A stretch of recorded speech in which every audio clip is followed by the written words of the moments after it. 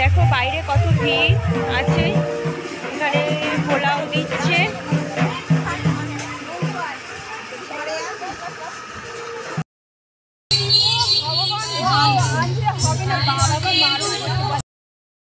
দিয়েছে পুজোর প্রসাদ, আর এই হচ্ছে আমাদের মনু কান্নাকাটি করছে।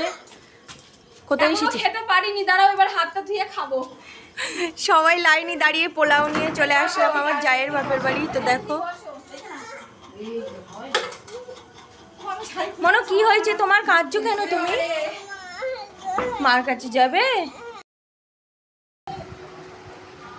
তো দেখো বন্ধুরা, আমরা হচ্ছে আমার জায়ের বাপের বাড়িতে বসে আছি। তো এখানে ফল খাচ্ছি। এই যে দিদি, সেই জায়বাবু, ওই ভাগনা ভাগ্নি সবাই মিলে খেলা করছে। দিদিরা হচ্ছে ট্রেন ফেল করেছে, লেট করে আসলো। আমরা তার আগে এসে অনেকটা খাওয়া দাওয়া করে নিয়েছি।